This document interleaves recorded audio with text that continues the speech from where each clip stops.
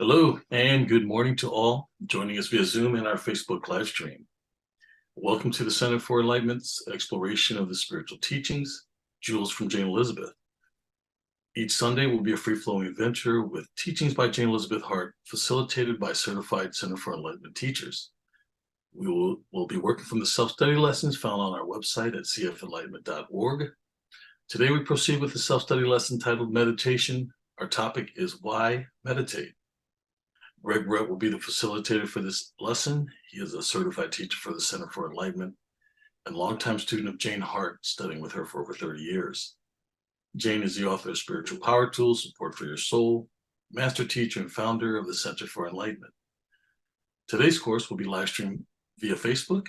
A recording will be sent out with the weekly reflection so you can access it anytime. And for those new to this format, your chat icon is located at the bottom of your screen. Just click to view. If you have any technical questions, please reach out to the host or co-host via the chat room. In addition to the Sunday courses, there will be a question and answer discussion on Thursday at 7 p.m. Eastern. A link for these sessions will also be posted in the chat room. If you're in need of prayer support, please contact us at cfenlightenment.org or just type centerforenlightenment.com. We are active on Facebook and Twitter. Come check us out, share your thoughts and experiences. It would also be a great support to like the postings that resonate with you. We also invite you to visit our website at cfenlightenment.org. There you will find additional self-study lessons, talks, videos, or you can search for specific topics to support your expansion in consciousness. So let's just sit back, become centered, and begin today's journey with a prescription for spiritual alignment. Good morning and welcome. Let's take these words into our hearts right now. We are aligned with the presence of God within. We are protected by God's love, wisdom, knowledge, and grace. The God consciousness within helps us discover more about who we are. Thank you, God, for the gift of spiritual intuition. Thank you, God, for aligning our conscious, subconscious, and superconscious mind. We are grateful. In this moment, we give thanks. Amen. Well, last week we talked about what meditation was, and this week we're going to talk about why. Why should we meditate? And that's the question that Jane asks in the video that we're going to see at the end of this session. She says, why should we even meditate? I mean, what are we going to get out of it? Just sitting there? What does it even mean? I know I've been in environments, even religious environments, where people just thought meditation was ridiculous. You're just sitting there doing nothing. And the truth is that doing nothing opens you up to everything. Why meditate? Because it is the next step on your spiritual journey. It opens you up to the potentials and the possibilities of your soul. You're not just a body and a mind. You are not just an ego. You are not just a third dimensional something. You are moving into an awareness.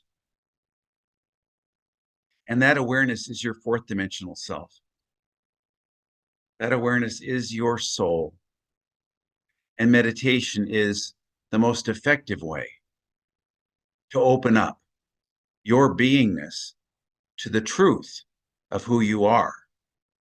So, what are we going to do as we move forward on this journey with meditation? Well, one thing we can do is look at how meditation benefits us. And without going too deeply into the intellect, so many studies, hundreds and hundreds of studies have been done on the effects of meditation on the brain, on the personality, on the bloodstream chemicals. And one of the things they noticed is that when people meditate, the cortisol stress chemical levels, the hormone that has to do with stress in your body, goes way down. that cortisol level goes way down. And the brain chemical, the blood chemical that has to do with a feeling of well-being and security, a feeling of peace and satisfaction and well-being, that is serotonin, and that goes way up. So there are physiological changes that happen in your body. They find people have better blood pressure, better cholesterol levels, their brain waves change. Jane frequently is taught that centers open up in your brain. These are energetic centers, but they are connected with your physical brain and they change your brain function.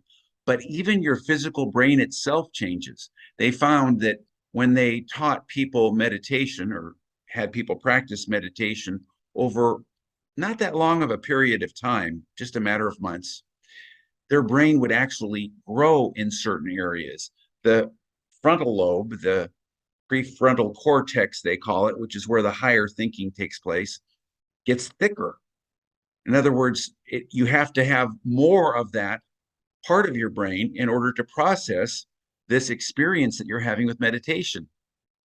Something else that's very interesting is that they've noted, and I don't want to get too deep in the weeds here, but I found it very exciting. They note that when people feel anxiety, their uh, left part of their prefrontal cortex is more active and the right part is quiet. The more peaceful and serene a person feels, the more the right part becomes active. And there's actually a movement in meditation over weeks and months in the activity from the stressful part on the left side to the peaceful part on the right side. And they found something else that was interesting, that when people stopped meditating, some of the people in the study just didn't want to go on with meditation. It never went back all the way. In other words, yes, there was a reversal to the beneficial effects, but those effects were to some degree permanent. You permanently change your brain function from a stressful brain function to a peaceful brain function. You permanently change the chemicals in your body. But if you persist in your meditation, there's a snowball effect. It builds momentum, and you get more and more peaceful, more and more calm, and more attuned to who you really are. So, what we find in meditation is that we get physiological changes, emotional changes, they've been measured, mental changes, the ability to solve problems and to do puzzles and things like that drastically improves. Meditating before a test, for instance, students do much better on tests. And the question is, why aren't we doing it? Why aren't we willing to do that which best benefits us? How willing are you to do what's yours to tap the inner source of happiness and well-being within yourself, within your soul? Jane said that on the beginning of her journey, that desire, that willingness was tested. She said that at the beginning of the journey, she really struggled to quiet her mind. She found that the harder she tried to quiet her mind, the louder it got. And sometimes I noticed that rather than trying to suppress the noisy mind, it's much better to just observe it without getting into it, without logging into it or getting involved with it. And if we can stay in that observer self, we realize that we're not our minds. That busy mind is not you. The mind's just doing its thing, and it's doing a good job of doing its thing, but it's not who you are. Being in that observer self in meditation, observing the busy mind, actually helps to quiet yourself long enough to catch hold of the still small voice within. We've heard this term. It comes from the Old Testament in the Bible, the Hebrew Bible, and it's about Elijah who was hiding out in a cave, and he got a message that God was going to come to him and speak to him. And first there was a wind, and God wasn't in the wind, and then there was an earthquake, and God wasn't in the earthquake, and then there was a huge fire, and God wasn't in the fire. But when God finally showed up, God showed up as, it's translated, a still small voice. But in Hebrew, the word actually is a silent sound. Still small voice really means a silent sound. And it sounds paradoxical. How can a sound be silent? And that's the whole idea, that God speaks to you in silence. And that silence of your beingness is found in meditation. And that still small voice of God is always speaking to you. But you're tuned into a different radio station, or perhaps there's a lot of static going on. But that silent sound is always speaking to you. And one of the things that blocks it is that perfectionism that says, well, I'm sitting in meditation right now, but I'm not doing it well enough. The truth is, you don't know what's going on deep within your beingness. You really don't know what the value is of your meditation. You know, the ego really can't evaluate the workings of the soul. And so many of us, when we begin the practice of meditation, demand and expect that we should have lights and phenomena and all kinds of woo-woo experiences. And the truth is that although experiences do come in meditation, they are not to be sought after, and they do not determine whether or not you're having a successful meditation. Jane decided that after she struggled for so long, that she was just going to be still, to observe her mind. And when she had a thought, she would not allow the thought to go to its completion. That's called observing thought. That's just noticing it. Oh, there's another thought. I'm not going to let it complete. Your mind will wander. That is the truth. That the first thing you notice in meditation, as we shared last week, is how busy your mind is. But that's not failure. That's okay. Let your mind do your mind's thing, but you be in your soul observing it. And as you bring your attention back from that wandering mind, even if you get caught up in the mind, even if you find yourself grocery shopping and thinking about that thing that happened in your childhood or worrying about something, that's okay, because you just bring yourself back to the present moment of the silence. Last week, we called it the bring back muscle. You bring back and you build that muscle of your soul. It's almost like lifting weights. The resistance builds the muscle. And as you bring your attention back each time, you're building that energy and that strength with that bring back muscle. Your mind is going to wander. And the perfectionism that says, well, I can't allow for that, actually gets in the way. Just let it be. As I've said last week as well, you put your seat in the chair and your heart and your mind will follow.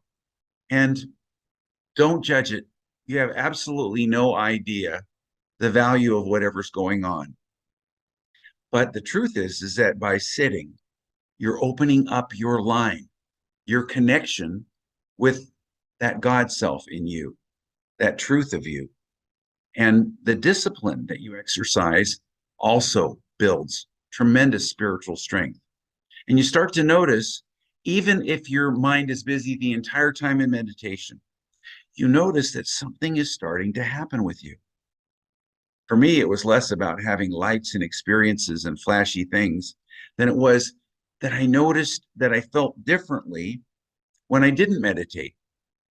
If I skipped a day or two of meditation, I noticed that it felt like I had sandpaper in my aura. I couldn't describe it any other way. I felt like it was like there was something that needed to be cleansed and moved, and it didn't have anything to do with whether or not I thought I had a good meditation time. It's less about how meditation makes you feel than how you notice that you feel without it. I noticed that a peace began to blossom within me. There's a new sense of self that comes forth. You experience yourself differently. You can't delude yourself as well. So sometimes that's a little, that's a bit of an awakening. But you also wake up to the truth of who you are. You notice a new vibration. And Jane said that when she started getting to a rhythm of meditation, she reached a point where she found herself saying to herself, well, I've made it. I must be somebody wonderful. I'm meditating now and all these things. And she realized that that wasn't it either. that it isn't to pat ourselves on the back. It's just a process. We don't judge it on the positive side any more than we should judge it on the negative side. But she did say this: a whole new world opened up to her. You will find that you're no longer limited by your old, puny little mindset.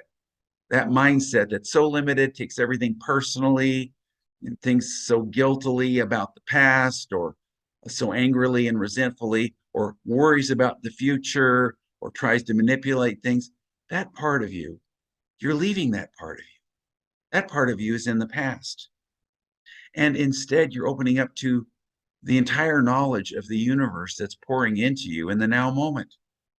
You find out that you know things and you don't know how you know them and you don't know why you know them, but you know them. They just come to you. And you notice changes not just in the meditation time, but especially when you're living your everyday life. Things look different. You respond differently. You'll find that you'll turn here, or you'll keep quiet there, or you'll call this person, or you'll find yourself moving without even thinking in different and interesting ways. And this is called tapping into universal consciousness. And the consciousness of the universe knows all and is experienced, and you open up to it through meditation. Jane talks about something called the God computer, and next week we're going to talk more about it. But in the Spiritual Power Tools book on page 13, she has this picture that came to her in meditation called the God computer. And what this was about at the time, at one point she worked for IBM back in the 1970s, I think, and they had mainframe computers that were connected with smaller computers. But today, the analogy that works for us is the internet. The internet, although it's not literally infinite, from our point of view, it is. Billions and billions of bits of information. And we connect with it through this little device we have in our hand, a phone or a computer. Your standalone computer, your iPhone, is you sitting in your chair, and you hook into the allness of that cosmic internet, where you find out that you tap into that awareness of universal knowledge. And it's worth all the effort that you spend, because you don't even think about it. You're just guided in ways that are inexplicable to you. This is opening up to your intuition and quieting your intellect. Opening up to your intuition and quieting your intellect. Your intuition operates on the fourth dimension. It's the mind of the soul. It is your higher self. And your intellect is your third dimensional ego lower mind. And as you quiet your intellect in your time of meditation, and no matter how busy your mind is, you really are quieting it on a very functional level. You open up to that fourth dimensional soul awareness, which is your intuition, your higher mind. And you prioritize this through your practice of meditation. But you've got to take the time for it. Jane said that she got up before her kids got up in the morning, and she took that time for herself. For you, it may be another time. If you're a morning person, you may do it in the morning. At night, maybe you do it at night if you're an evening person. I found myself for years waking up in the middle of the night, sometime between 1 and 5 a.m., and I would be awake for 2 hours, and I didn't know why. I thought maybe I had insomnia, until I got quiet enough to finally realize, oh my gosh, that's my time where I'm supposed to meditate. And I didn't miss that time at all in terms of sleep. You have to prioritize, however it works for you, that time of meditation. And again, start just with your 5 and 10 minutes a day, but you'll notice the results start to show up, and you'll increase the time naturally if you're patient, if you just wait and trust you'll notice that the effects start rolling out in your life. In the video we're going to watch at the end of this time, Jane challenges us. She says, how can this meditation benefit be for me and not for you? How can it just be my experience? I'm not special or different than you. We are all together in this oneness of consciousness. We're all connected and we're all on this journey together in this energy, in this consciousness, in this light. And every time you just make an effort to attempt to make this connection, not only do you benefit, but all of humanity benefits. You raise the vibration of your household, your workplace, your neighborhood, your world. And you say to yourself, I look at the world and I don't like what I see. The number one thing you can do to change it is to raise your level of vibration. And I want to say this, this last week, some people I know were feeling very stressed out because they didn't like certain things going on in the world.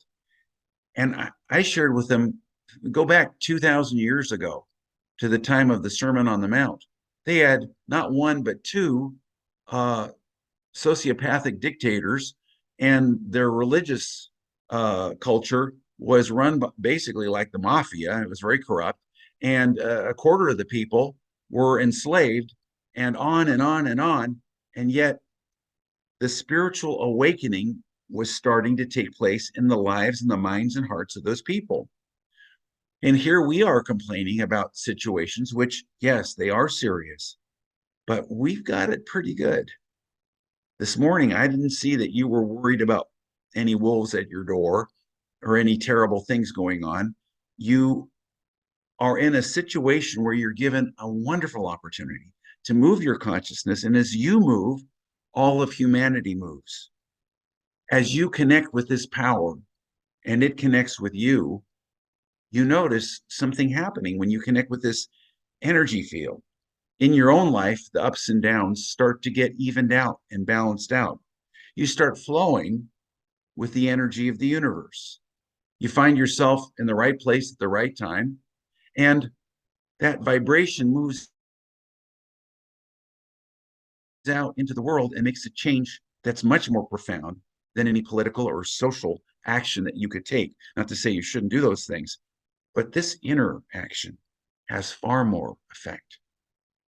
And so let's talk a little bit about some of the difficulties we have in our meditation time. You know, in the video, Jane talks about how she would do her grocery list, or she'd be having this busy mind and she'd feel like she would be just chattering away.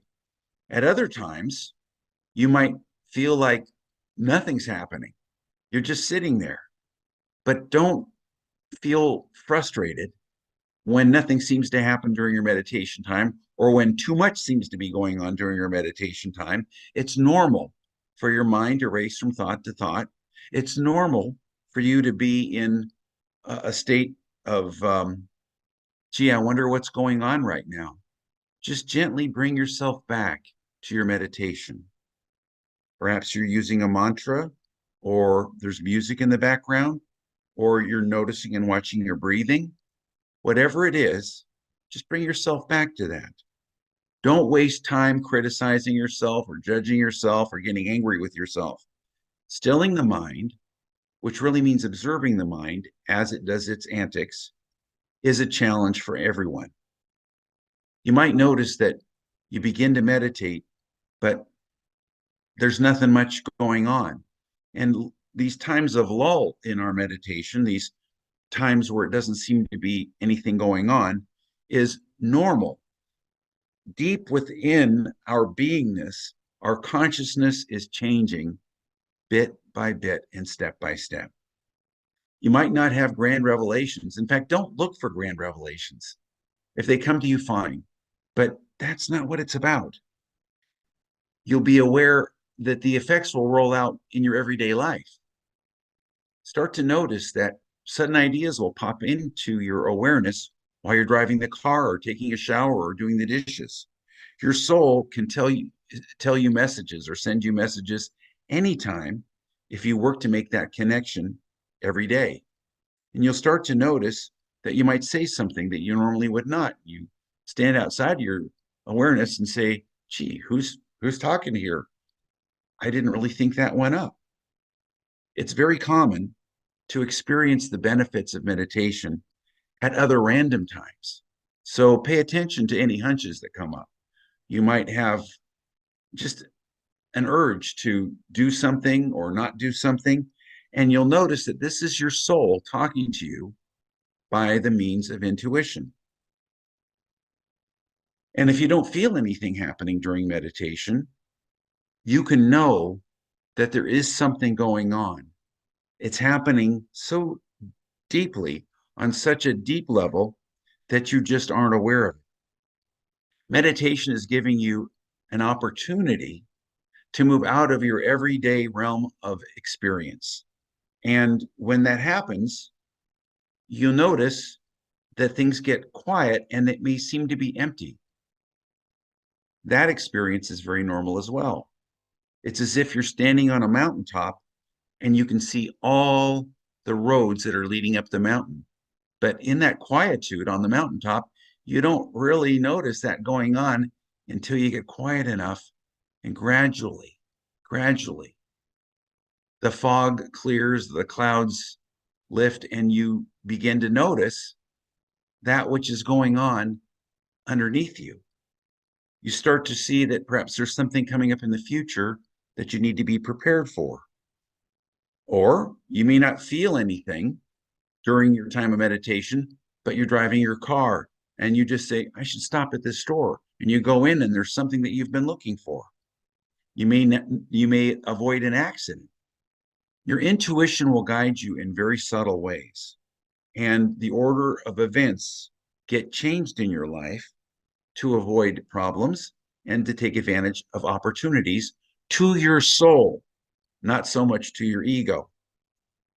In this way, you find that meditation gives you results that you wouldn't otherwise be aware of. And again, the number one problem and the reason why people stop meditating is that perfectionism that says, my mind mustn't race around. I'm disturbed by all these different thoughts. That is normal and to be expected. Your effort is what's important. The fact that you take the time to sit there, even if it seems like nothing's going on.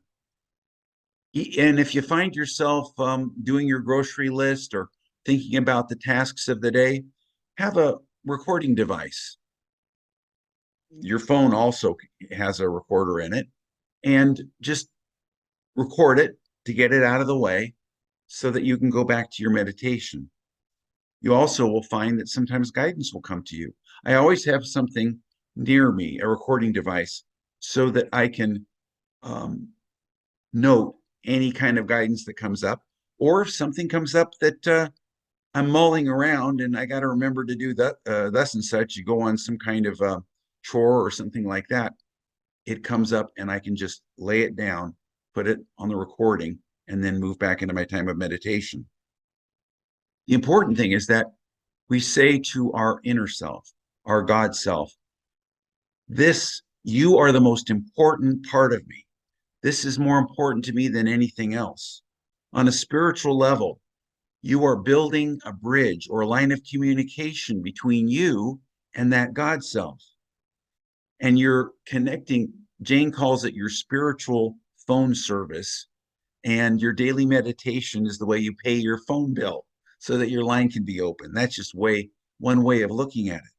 But the truth is that these things are opening you up to the energy and the life of your soul.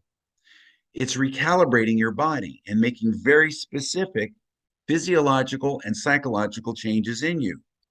And you're being upgraded so that you can carry more and more energy. It's almost like being rewired from 110 to 220 so that you can put in an electric oven or an electric dryer that operates on a different frequency. And then when you meditate with other people who are on a higher vibration than you, that also can support you. One of the things that we shouldn't look for, but which will happen, often unbidden during times of meditation, are what's called revelations. Revelations are those times of guidance that open us up to new information, new concepts, new awarenesses. And when a revelation comes in, Jane says it comes in from the tip of your toes to the top of your head. It comes in with everything you need for its fulfillment, and you don't figure it out. The analytical mind analyzes and breaks things up into little steps and stages, but your revelations come in as a whole. You suddenly understand something in an instant, and your consciousness is changed. A revelation focuses your mind as opposed to those random thoughts that distract you. And you begin to notice yourself becoming attuned to a higher vibration and awareness.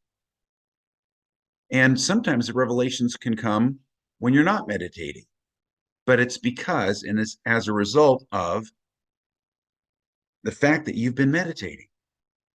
You could be driving all along a highway and you'll see a billboard, and the billboard's advertising something, but you take it in a very different way. Or a song will come on, or you'll suddenly understand something that's been puzzling you for a long time. Sometimes you get messages through films or a television program. Sometimes there'll be an entirely unbidden new thought that allows something to make sense that never made sense before. I remember when I first met Jane, and she took 2 or 3 of us on a little walk together. And she said, "I'm looking for an answer. Come with me on my walk." And we walked around in nature, and we talked or whatever. And she came back at the end of it after about a half an hour. She said, "Well, I got my answer." And she didn't tell us what signs she saw or experienced. She didn't tell us what the answer was or what the problem was. But she was demonstrating for us and showing us that this guidance comes. And sometimes taking a walk in nature is just what you need to open up your inner senses to the divine guidance that will speak to you from the level of the soul. A revelation will put you into a different frame of mind so that you can see things in an entirely new way. And a revelation may sometimes shake you up a bit. It's not that they come all wrapped up in a nice package, but that's okay too, because sometimes those kinds of revelations are of the greatest benefit.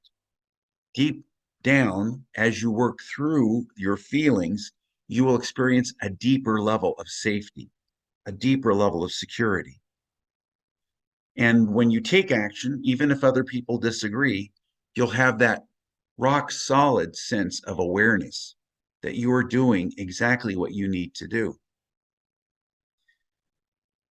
Well, in the video that follows that we're going to watch right now, we're going to explore with Jane benefits of meditation and the reasons why we should meditate. And we're going to see how a daily practice of meditation makes a real difference in our lives. Let's watch it together. Why bother meditating? What is that going to do for me? Sitting down trying to still this very, very inquisitive mind of mine? How am I going to still myself enough to listen to what? And what am I going to hear if I listen to it? Is it going to be a still small voice, or is it going to be a noisy something or other? I'm not sure.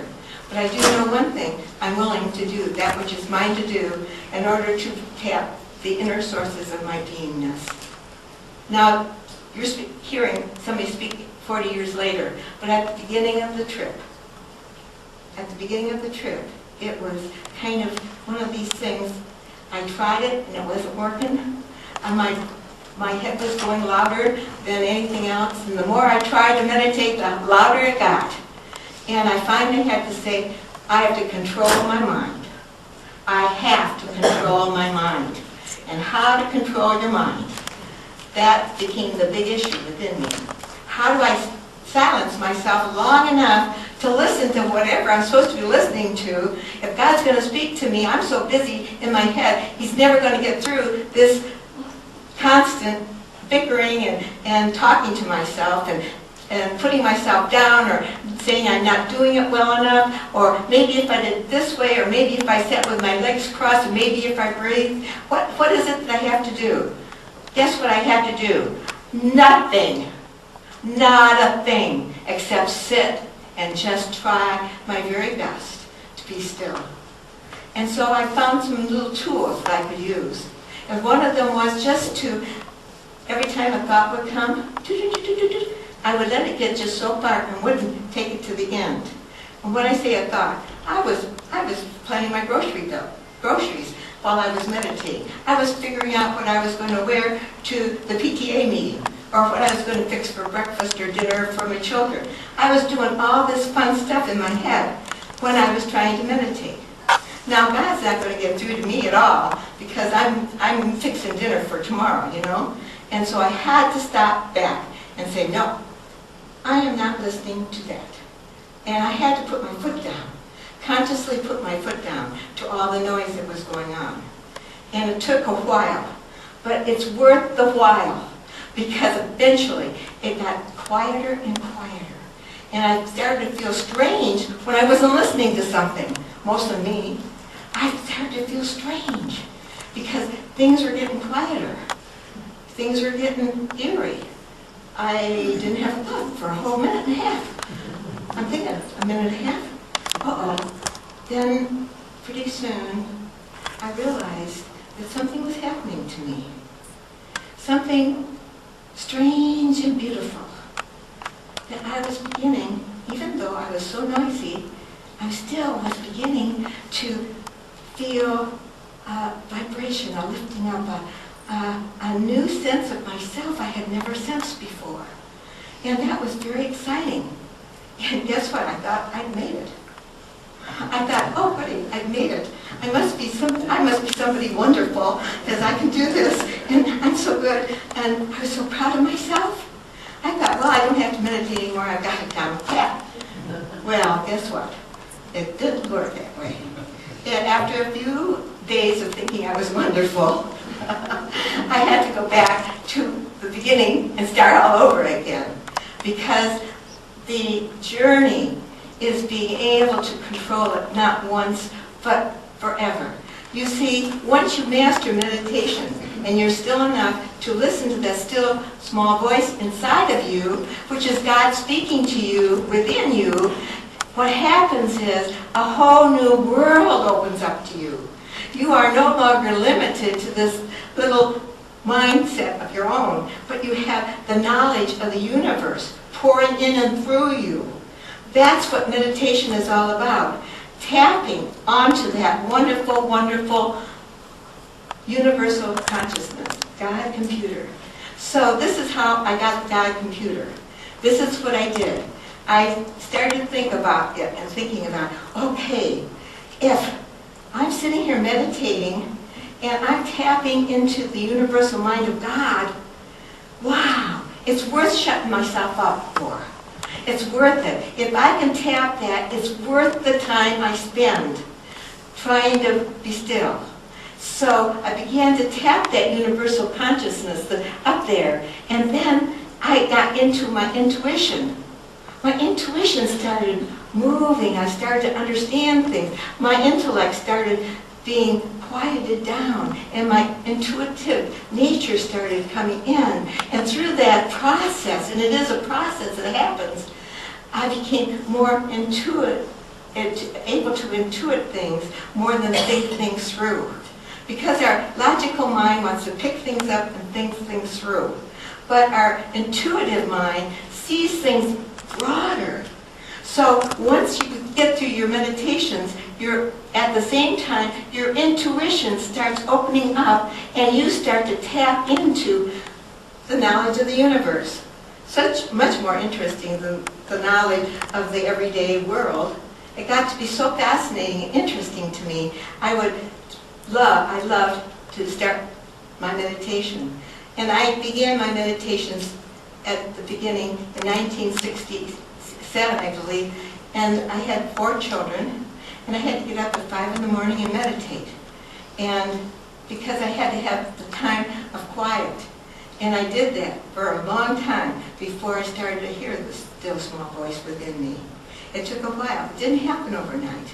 But it's there. And if it's there for me, it's the same voice that's there for you. There is no separation. How can it be for me and not for you? The more you understand who you are, the more you understand how much we're all one. And how not only how much we're all one, how much the whole beingness, we are units of light and energy and force. And to stand upon that mountain and know that you're a positive energy in this world, and to be able to pick it up and use it for the good of humanity. If I'm a 10 and I can raise you to a 10, and then you go home and raise your family to a 10, we all are going to gain. We're all going to think about our life differently. We're all going to live our life differently. It's worth it. So meditation is number one, the most important thing. Because if you tap the power of the universe and it starts to connect with you, then you start to tap the whole universal knowledge that's there.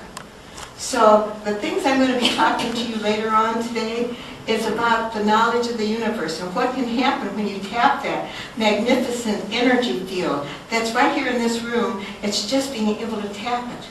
And what happens that once you are in that flow, you stay in that flow. You don't have ups and downs, but then there comes a time when you are just flowing with the energy of the universe. And when you're flowing with the energy of the universe, what happens is you make the right decisions, you do the right thing at the right time. There is no mistakes made. And if there is a mistake made, you understand what it is and what you need to do about it, like that fast. So, see, meditation, meditation, meditation. So important. So, number one, meditate. Tap the universal knowledge. It will help you change your consciousness at depth. One God experience can change everything you think. So I hope that we, each and every one of us, have one of those God moments today. And that's my goal, because that's going to change you a lot more than if I talk for the next 4 hours. That's what's going to change you the most. But giving you a framework of reference. So when you have that experience, you also have the understanding and the ability to use what you are intuiting to the best interest of your soul and the souls around you, your family members. So this, once you start meditating, your family gets affected by it. Your business gets affected by it. Everybody you touch gets affected by your meditations, your depth of your beingness. Who you are is so loud, you don't have to say a word. Your life is your message. How you live your life is your message. How you see others and in love is your message to the world. That was a powerful message, and she's really sharing that consistency is the key, that we need to be patient with ourselves, that even a time of a racing mind or a time of seemingly nothing going on is a natural part of our meditation experience. And that whether we think something's going on or not, it's really a still small voice, a silent sound. It's not going to come with a lot of bells and whistles most of the time. When we judge things according to these outer criteria, we find ourselves trapped in our egos. Instead, we just take the time every day and know that meditation is bringing you a new sense of self. And we're going to meditate together for just a few moments, but I want to invite you before that to come on Thursday night to our question and answer support group. That's where like-minded souls get together, and the link is in your chat room or on the website, where you can join together with those souls who are also questing on this journey. And it's at 7 o'clock Eastern on Thursdays. And also in chat room is a link for donations to the Center for Enlightenment, so we can continue to do this work on behalf of humanity. And so let's take a moment to just quiet ourselves, and we're just going to move in this meditation time, and then we'll just move out into our lives. But first, we just become aware of our breathing and just notice without thinking about it. The breath coming in and out. We just take a moment to notice without thinking. We notice our heart beating in our extremities or perhaps in the center of our self.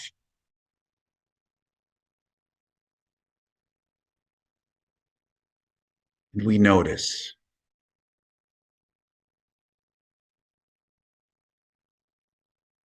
that right where we are,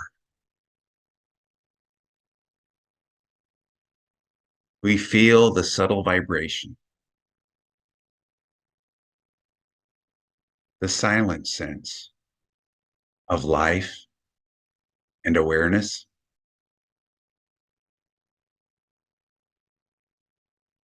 You are awareness.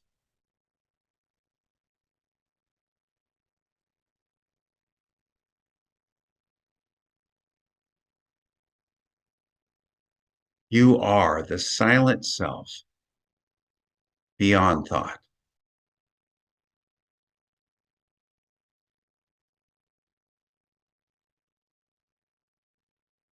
And when your mind wanders, just bring it back to the awareness of the energy of this moment.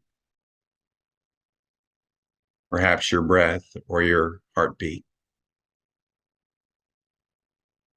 But the energy and the vibration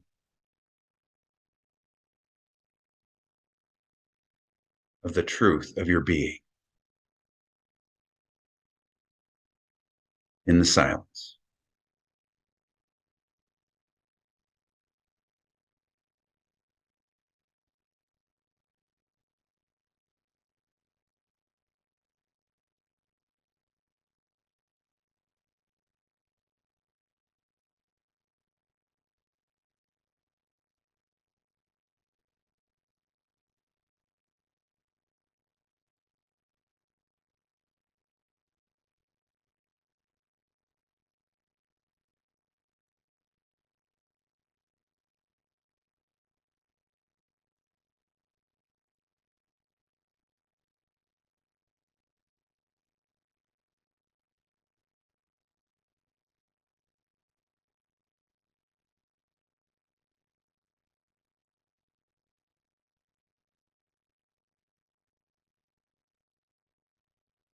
We are one with the energy and the vibration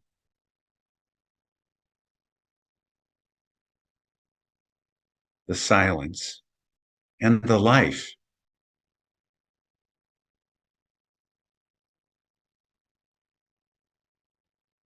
of our infinite consciousness,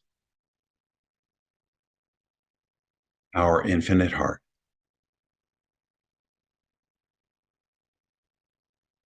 Now, as we bring ourselves back to the room in which we're sitting, we allow ourselves to become aware of the chair and the surroundings. And with a sense of well-being, we move into our day, ready to experience those God experiences that come and flow from the silence. Just open your eyes, and I'll see you Thursday night or next Sunday. Bye for now.